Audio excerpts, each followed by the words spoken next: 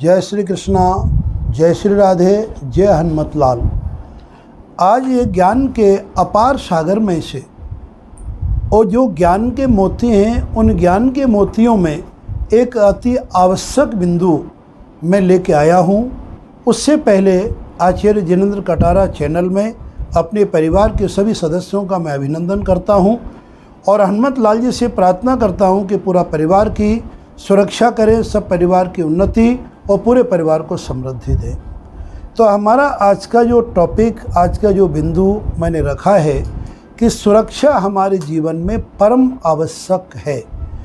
पूर्व समय में भी थी और आज भी, और आने वाले समय में और ज़्यादा सुरक्षा की ज़रूरत है। सुरक्षा के 3 कारण होते हैं जिनसे हमें हानि हो सकती है। नंबर 1, कोई दुर्घटना के शिकार ना हो।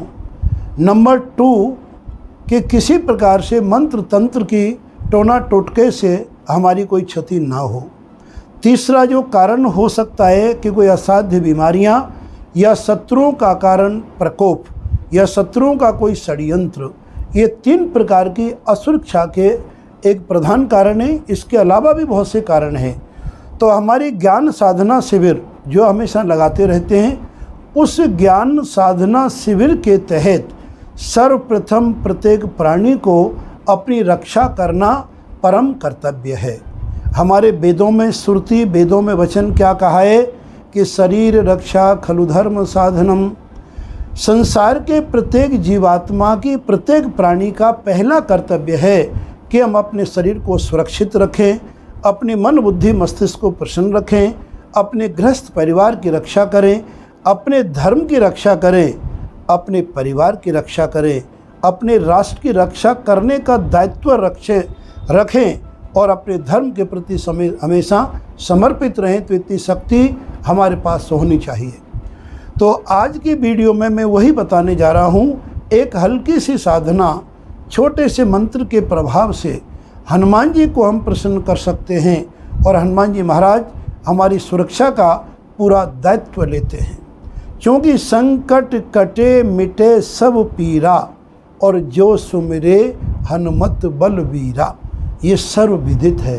आप हनुमान चालीसा का पाठ करते हो, उसी के संदर्भ में आज साबर मंत्र के द्वारा मैं शरीर को कवच पहनाने की, अपने आप को कवच पहनाने की मैं एक विधि आपको बहुत ही सरल और इतनी सूक्ष्म रूप से बता रहा हूँ कि जिनके चमत्कार तो सूरज की किरणों की तरह।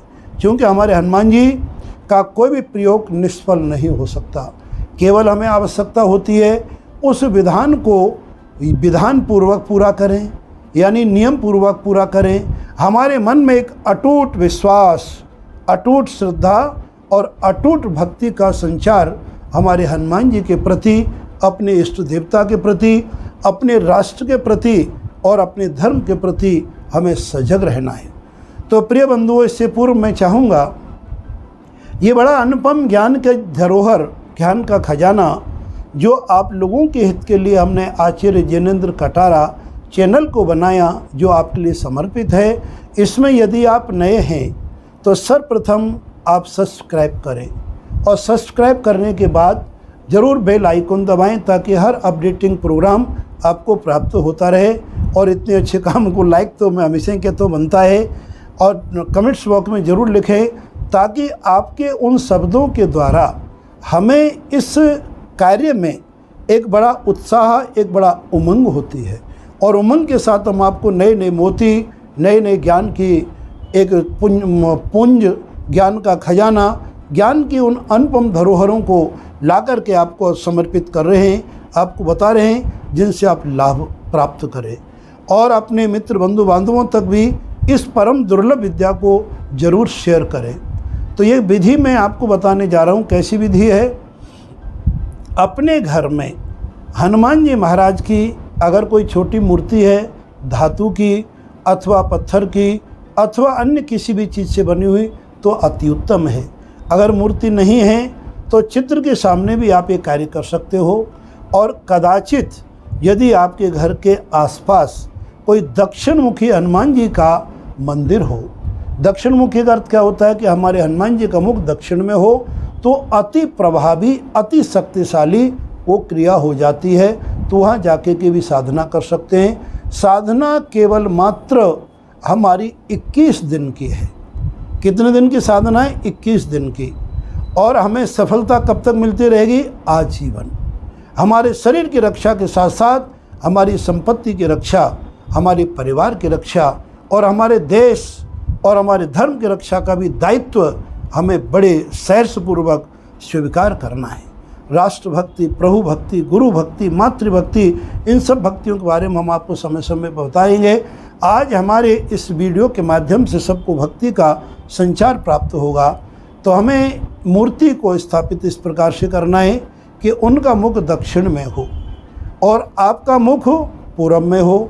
मूर्ति आपकी बाईं तरफ होगी और भगवान का दाहिना हाथ आपकी तरफ होगा।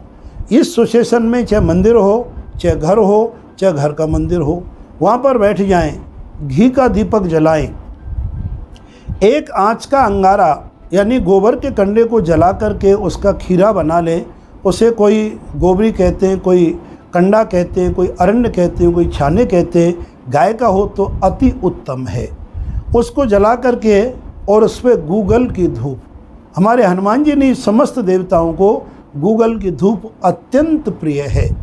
गूगल की धूप हो या अष्टगंध की धूप हो, वो धूप डालते जाएं और बहुत ही छोटा सा मंत्र है, उस मंत्र को 21 बार आपको बोलना है और 21 दिन तक साधना करनी है। फिर आप देखेंगे कि रण हो, चाहे बियाबान जंगल हो, चाहे शत्रुओं से घिरी फौज के बीच में हो, चाहे आप अपने कहीं पर भी हों, अपने आप को सुरक्षित महसूस करेंगे।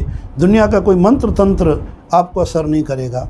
किंतु ये सावधानी जरूर रखें कि इन सुरक्षा कवचों का अर्थ ये नहीं है कि आप एकदम गलत ड्राइव करें या गलत रास्ते पे चलें या फालतू किसी से पंगा ले और फिर कि हमने सब कवच पहन रखा, हमारा कवच ने काम नहीं किया। कवच काम करेगा।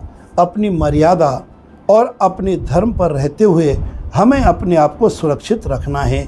किसी का बुरा ना करना है, ना बुरा करने की सोचना है, लेकिन अपने आप को सुरक्षित रखने के लिए, आत्मरक्षा के लिए हमें सब कुछ करना है। यही हमारे शास्त्रों का सार है। इस आसन पर बैठ जाएं और आसन पर बैठ कर के मंत्र है, इसे हम कमेंट्स बॉक्स में लिख देंगे। बहुत ही सरल मंत्र है, साबर मंत्र है और हिंदी का मंत्र है। क्या मंत्र है? सबसे पहले आप हनुमान जी के चरणों में, अपने गुरुदेव के चरणों में, जिस मंदिर में बैठे हो उस मंदिर के चरणों में, जिस नगर में आप बैठ के साधना कर रहे हो उस नगर के देवी देवताओं को मन ही मन प्रणाम करके फिर मंत्र शुरू करेंगे। मंत्र है ओम सत्य नाम आदेश गुरु का, लोहे की कूंची वज्र का ताला, मेरे शरीर का श्री बजरंग बली रखवाला, शब्द सांचा पिंड कांचा, पूरो मंत्र ईश्वरो वाचा, सत्य नाम आदेश गुरु का। इस मंत्र को मैं एक बार आपको पुनः रिपीट कर देता हूँ ताकि आपके मन में कोई उच्चारण का भेद ना रह जाए। पुनः मैं बोल रहा हूँ। सबसे पहले बोलेंगे ओम सत्य नाम आदेश गुरु का। अगली कड़ी है लोहे की कूंची वज्र का ताला। तीसरी कड़ी है मेरे शरीर का श्री बजरंग बली रखवाला। इतना बोलने के बाद फिर बोलेंगे शब्द सांचा पिंड कांचा, पूरो मंत्र ईश्वरो वाचा। कई बार मैंने आपको बताया है मार्मिक व्याख्याओं में, ये जितनी भी मानव जीवन की सत्ता है, जितने भी हमारे जो संसार में एक मेटीरियल साधन है, वो सब कच्चे हैं और शब्द जो है भगवान का मंत्र जो है, शब्द की ध्वनि है, वो ब्रह्म स्वरूप है, वो सांचा है। ये 21 दिन तक 21 बार बोल करके अपने मंत्र को सिद्ध कर लें। ये मंत्र सिद्ध होने के बाद फिर देखेंगे आपके जीवन में क्या चमत्कार होता है।